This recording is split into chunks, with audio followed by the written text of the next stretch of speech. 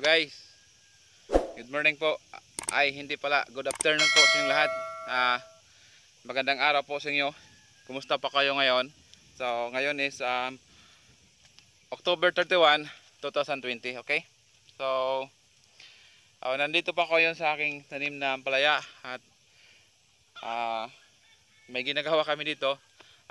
Kunting inaayos lang namin yung trellising namin, yung bahay. Ito po yung bahay ng ampalaya. Yung bahay niya, inayos lang namin kasi ito is mababa to. Inangat namin sa taas para pag dumaan tayo hindi tama yung ulo natin. Inayos lang namin ng konti. Kasama ko yung kaibigan ko. Ito yung kaibigan ko, pogi naman siya. Mag-hi ka muna sa mga kaibigan ko. Kuya, sabihin mo hi. Hoy. Hi. Kumusta po kayo? Hi. Ikaw iting kamot. Kita agad kamera. Hi. Hi. Ito po yung kaibigan ko na tumutulong sa akin. Kumusta po kayo ngayon? Lahat ng mga kilala ko, lahat ng mga kaibigan ko, kumusta po kayo ngayon? Lahat ng mga ka-farmers, sa lahat ng magtatanim ng mga gulay, lahat ng mga kapatid kong security guard, kumusta po kayo ngayon? Okay, so palagi po tayo mag-ingat kung saan man tayo ngayon at kung ano man po yung mga ginagawa natin ngayon. Okay, so bago po ang lahat, bago po simulan yung gagawin namin ngayon, kakain muna tayo ng bayabas, di ba? Ito po yung guava. Maraming guava dito sa amin. Dito sa paligid ng mga tanim namin is marami pong bayabas dito. So maganda yung bayabas na medyo maliit lang yung kainin natin at saka yung hindi masyadong hinog. Kasi kung masyadong hinog talaga, hindi maganda kainin kasi malambot na po siya. Pero mas maganda yung medyo sakto lang yung hinog niya, sakto lang na hindi pa masyadong malambot. Yung medyo matigas lang siya. Nasarap po. Ang tamis talaga. Sakto lang yung tamis niya. Sakto lang yung ano niya, yung tigas niya. Hindi naman siya malambot, hindi naman siya masyadong matigas. Sakto lang. Kumakain ba kayo nito? Bayabas, vitamin C to. Puno daw to sa vitamin C. Vitamin C dito sa atin.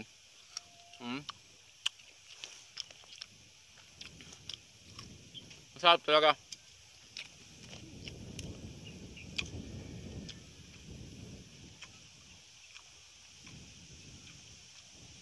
Medyo natapos na po namin doon. Medyo natapos na po namin paglagay ng poste sa gitna. Maliit lang yung poste na nilagay namin. Tapos nilagyan din namin ng kawayan sa gitna, yung babo sa gitna. Tapos tinali namin to, tapos sinangat namin para hindi po tayo mahirapan dumaan dito. Kasi dati mababa kasi ito, 'di ba? Nakita niyo na to, mababa, parang natatamaan po yung ulo natin, okay?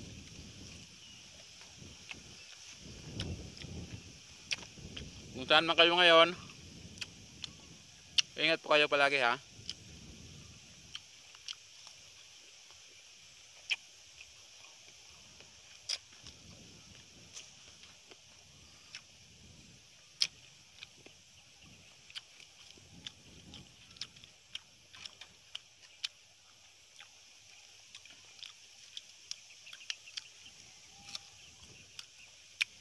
So medyo matigas-tigas, ha.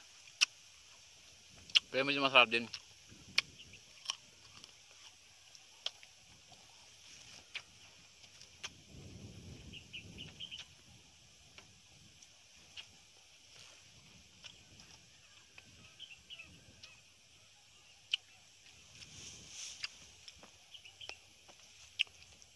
Inayos namin yung bahay niya, yung trellising niya, inayos namin. At saka naglagay din kami ng tali. Isang tali lang yung kailangan natin dito na para makaakyat po yung ampalaya natin, para makaakyat po yung ampalaya natin sa taas. Isa lang kailangan natin, hindi marami. Hindi kailangan natin ng maraming tali dito, okay? So, ito na po yung ampalaya ko. Naglagay na po tayo dito ng first week application. So, bukas, maglagay na po tayo ng second week application sa tanim nating ampalaya. Bukas ako dito maglagay ng fertilizer. Pakita ko sa inyo bukas kung paano ako maglagay ng fertilizer ng second application. Kasi weekly kasi ang paglagay ko dito ng fertilizer. So, pakita ko po kayo. Ay update ko po to sa inyo. Every week ko po ipakita sa inyo para mas kubaybayan nyo po yung aking tanim ng palaya. Para alam nyo din kung ano talaga ang resulta sa mga tanim ko. Okay? So, tuloy po tayo.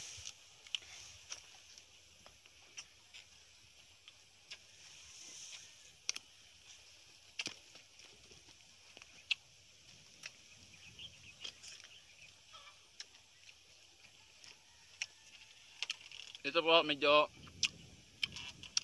mahaba na siya. Bali 14 days 21 days na po ito. 21 days na po ito yung tanim ko ng palaya. Hindi pa ito mag 1 month. Kasi umulan dito halos araw-araw. Nasisira kasi yung palaya natin pag umuuran araw-araw. Dapat yung ulan niya dapat hindi palagi. So, pero okay lang. Kasi hindi naman gaano kaganda yung tubo niya. Yung iba maganda, yung iba hindi. Yung iba medyo payat pa, yung iba medyo mataba na. Okay? So,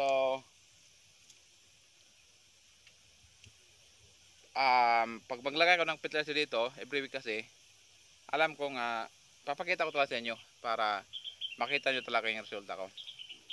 Yung resulta ng tanim ko. Okay?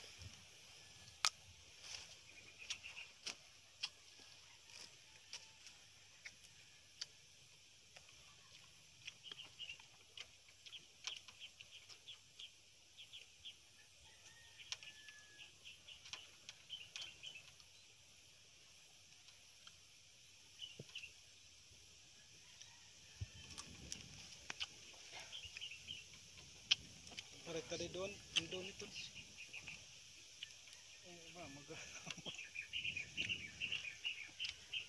Magkalo lang ako kasi umamon dito.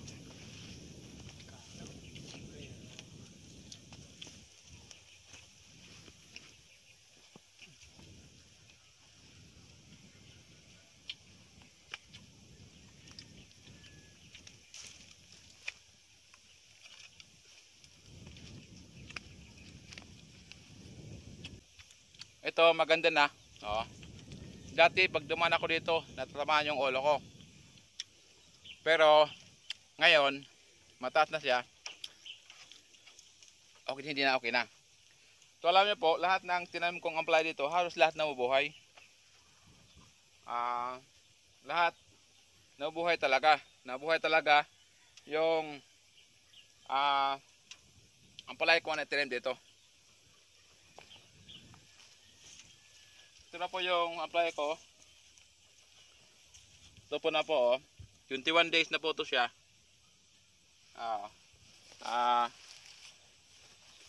Ito. Yung iba, maganda yung tubo niya. Hindi naman sila pare-pareho yung laki niya, yung taba nila hindi pa pareho. Pero pag malagay po natin ito ng abono, lumalaki pa ito sila. Maganda pa yung tubo nila. Kasi isang bisis ko pa lang ito lagyan ng fertilizer. Diba yung linagay ko kung paano ako maglagay ng patabas ng palaya, isang bisis pa lang to. Half lata pa lang yun or 75 gram pa lang yung nalagay ko. Okay? So, kasi yung pag-apply dito sa fertilizer is dahan-dahan lang tayo, step by step yung apply natin. Kaya step by step tayo maglagay ng fertilizer. So step by step din sila tumutubo or hinihini din. Dahan-dahan lang din sa parang sa paglaki nila. Okay? So ito na po, oh. Ito na po. Maganda ang tubo niya. 21 days pa lang to.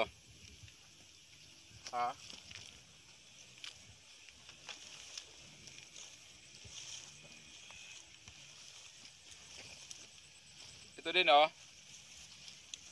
Ito na po yung 21 days. ito na po yung 21 days kong ampalaya. Medyo okay namang tubo niya. So, bukas maglalagay ako dito ng fertilizer for the second application. At saka, turuan ko din po kayo kung paano ba tayo mag-vine training. So, ano nga ba ang sinasabing vine training? So, bukas, tuturuan ko po kayo kung paano po tayo mag-vine training. Okay? So, ito po, isang tali lang kailangan natin. Dapat yung ilagay natin ng tali, dapat yung matibay. Ang tawag sa amin dito is tangsi. Tangsi ang tawag dito, matibay ito. Hindi ito mapuputol. Ito, gumagapang na siya dito. Ito lang ang paraan niya, ang paraan ko. Ito lang ang way niya, yung apply niya para siya makaakyat sa taas. So, isa lang ang kailangan natin. Yun lang. Ito, tapos na siya. Medyo mahaba na. Naayos na namin. Kahit hindi naman maganda po yung tanim namin, yung bahay namin, yung trellising niya or yung bahay ng ampalaya, kahit hindi naman siya maganda tingnan, pero importante may bahay po yung ampalaya natin, okay? May trellis po yung ampalaya natin. Medyo matibay naman siya, matibay, matibay na siya. Hindi na siya matibay talaga siya. Hindi na siya, parang hindi siya gumagalaw. Okay, sa likod naman or sa tabi or sa kabila, ito naman po yung kangkong ko. Ito po yung aking kangkong. So, kung gusto nyo bumili ng kangkong, kung gusto nyo ang kangkong, pwede bumili kayo sa akin. Mura lang naman. May bayabas pa akong natitira.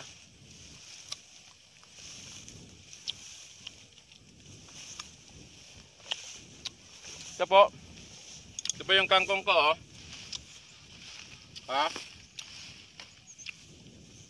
Ito po yung kangkong. Medyo ang laki talaga. Dapat ito dapat harvest na sana ito. Kaya lang busy ako. Hindi ako nakapag-harvest. Pero yung iba dyan, harvest na yan.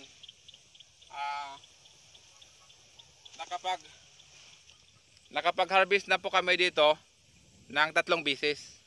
So, mas maganda kung mag-harvest tayo ng kangkong, dapat tumatayo pa siya. Ipakita ko po sa inyo. Ito po yung kangkong ko. Mas ba ito, katulad ito, tumatayo pa siya, maganda ito. Kasi pag lalong humahaba sila, matutumba sila at gumagapang sa lupa. Pero mas maganda katulad pa lang nito. Ito yung maganda harvestin natin. Kasi nakatayo pa siya, nakatayo lang talaga. Yung pag-harvest natin ito, isles na ganyan lang, parang anihin lang natin ng ganito. Puto lahat or gunting yung gamitin natin or anong pangcutter or kutsilyo pwede. Ito hindi pa siya matumba kasi hindi pa siya masyadong mahaba. Pag humaba, tumba to. So ito maganda harvestin. Ito malinis talaga yung kangkong ko, malinis talaga. Malinis siya kasi naka-plastic mold tsaka walang damo, malinis talaga. Hindi pa ako nag-spray dito, hindi pa nag-spray. At hindi pa ako nag-spray dito. At saka hindi naman talaga nag-spray.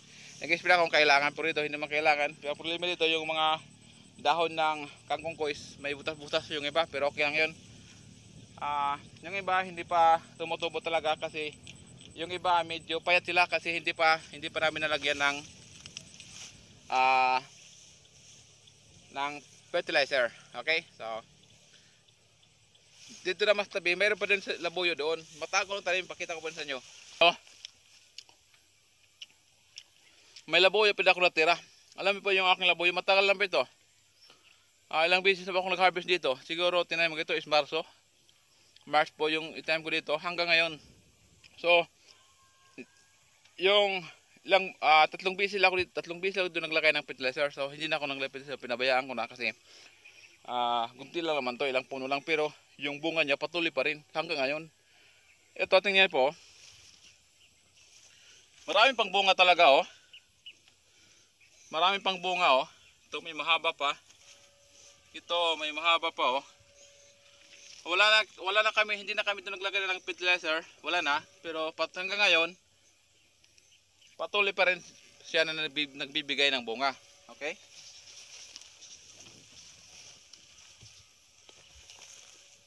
Ito oh. Oh, may mga bunga pa. Ito po yung ano, ito po yung may mga bunga pang iba, marami pa oh. Ito po yung una kong video na in-upload sa YouTube channel ko. 'Di ba may video ako doon kung paano po tayo mag alaga ng siling labuyo. 'Di ba? Paano po tayo magtanim ng siling labuyo? Oh, basta mayroon doon title yung yun po ang first application ko sa YouTube ko, yung first upload ko sa YouTube channel ko. Yung paano mag-alaga ng siling labuyo at maglagay ng pataba sa palaya. Yun po. So yung labuyo ko doon is maraming buwa pa doon, malaki. So ngayon, matagal na yon. So hanggang ngayon,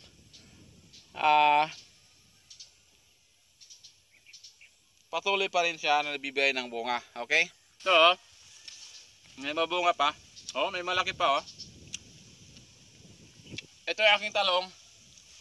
Yung aking talong, ilan man na din to, siguro mga 9 months or 6 months or 7 months ba yun? Kalimutan ko na. Binabayaan ko na ito kasi ilang beses naman kami din harvest, maraming harvest namin dito. So ngayon is medyo nalagas na siya. Hindi na pa ako maglagay ng fertilizer dito. So siguro papalitan ko na yan. Tapos sa kabila naman, ipakita ko rin sa inyo yung kabila doon, ipakita ko sa inyo yung aking tanim na sitaw. Diba may video ako kung paano magtanim sitaw. So ipakita ko sa inyo ngayon kung ano pang resulta niya. So sa tabi ng may din kami dito. Ito po yung root crops namin. Root crops natin to.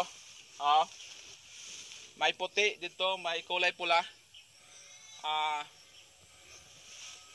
Ang sinasabing root crops, ito po ay kamote. Kamote nga root crop po ito. Ito tayo namin dito. Tapos puntahan natin doon yung aking tanim na sitaw. Pakita ko po sa inyo kung ano na po siya ang laki niya ngayon. Ito po yung matanda kong ampalaya, talong. Mahaba talaga. Medyo matanda na po siya. Mga 10 months na po ito.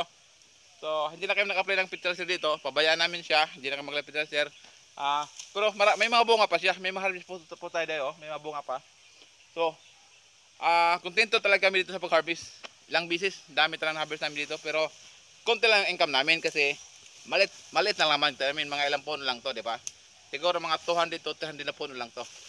Okay guys, good afternoon ulit sa inyong lahat. Kumusta po kayo ngayon? So ngayon, nandito naman po tayo sa tanim kong sitaw.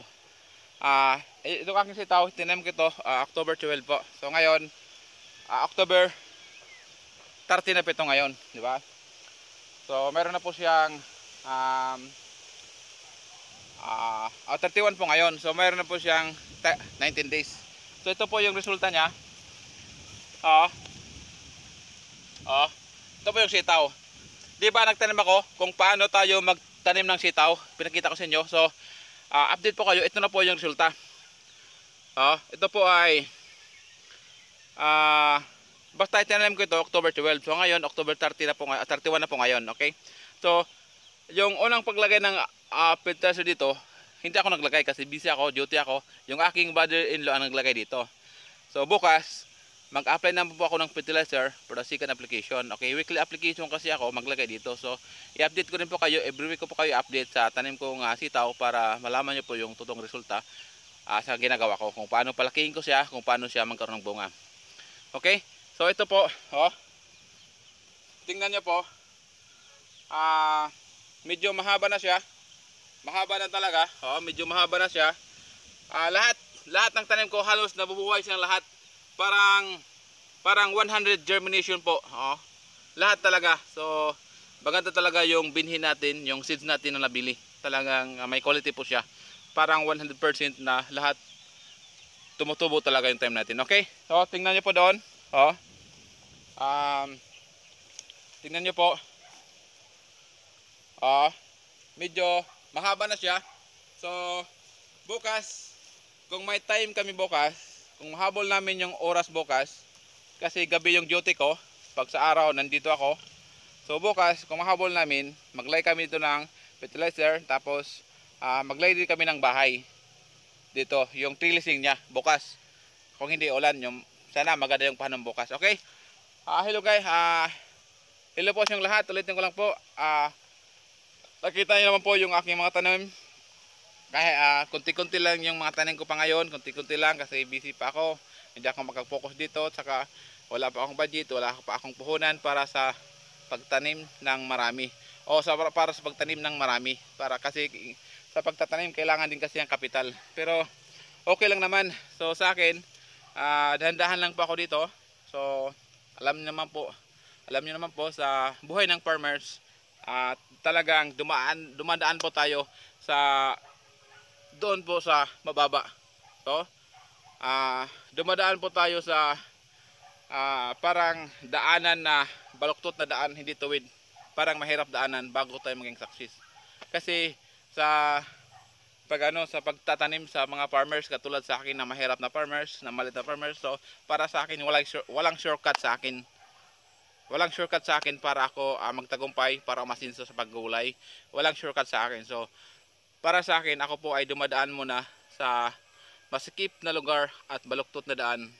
Doon ako dadaan bago pa ako magtagumpay. So ibig sabihin, marami pang pagdaanan kong mga pagsubok dito sa pagtatanim ko, dito sa aking mga garden. Kasi hindi katulad sa ibang tao na sila pero nagpa-farmer sila kasi kung mayaman sila, may kapital na sila, madali silang mag-success. Madali silang umasinso kasi maluwag talaga yung daan nila, di ba? Saka straight po yung daan nila. So ibig sabihin, madali sila masinso kasi may puhunan, may kapital po sila. Pero katulad sa akin, yung trabaho ko bilang isang security guard, maliit yung sahod ko. Dito sa provincial rate namin, minimum lang yung sahod namin. So sa pamilya ko is kulang pa nga yung sahod ko. Minsan nakakangutang pa kami. So okay lang dito sa pagtatanim ko, dahan-dahan lang ako dito. Okay? So, hindi naman ako nagmamadali. Importante lang, masaya ako sa ginagawa ko na nagpapakita, nagbibigay ng kunting kalaman na makatulong sa inyo kung paano po tayo magtanim ng iba't ibang mga kulay. Kahit sa kunting pamamaraan, may matutunan pa kayo sa akin. Okay? Ayun lang po ang ipakita ko sa inyo sa araw na ito. So maraming salamat sa inyong lahat. Nandito naman po ako sa inyong harapan para magbigay ng kunting informasyon sa inyong lahat. Okay? Thank you for watching. Kung saan man kayo ngayon, ingat po kayo palagi. Okay? So bago tapusin ko ang video na ito, huwag rin kalimutan na mag-share and like, and please subscribe my YouTube channel. Okay? Sa hindi pa nakapag-subscribe sa channel ko, please subscribe my channel and pinutin lang po yung notification bell para always po kayo connected or updated sa aking mga video na i-upload palagi sa aking YouTube channel. Okay? So i-shout out ko na lang yung lahat ng nakilala sa akin at saka yung hindi nakilala sa akin, nag-support sa akin channel, yung mga nag-comment sa akin, shout out po sa yung lahat. At palagi po tayo mag-ingat at huwag po natin palagi pabayaan ng sarili natin. Okay? So palagi po tayo magdasal sa mahal at Panginoon, huwag po natin kalimutan. Okay? So bye-bye po sa lahat. God bless us all. Kung may nakalimutan na ako dito, sasabihin ko lang, mag-comment lang po kayo sa comment box section ko at saka next video, kung magpa-shout out kayo sa akin sa next video, i-shout out ko po kayo. So type yung pangalan nyo sa comment box section. Okay? So bye-bye po sa lahat. Once again, thank you for watching. Please like and share, subscribe my YouTube channel. Paki-hit na lang notification bell para always kayo ma-notify sa bagong video. Okay? Bye-bye po sa lahat.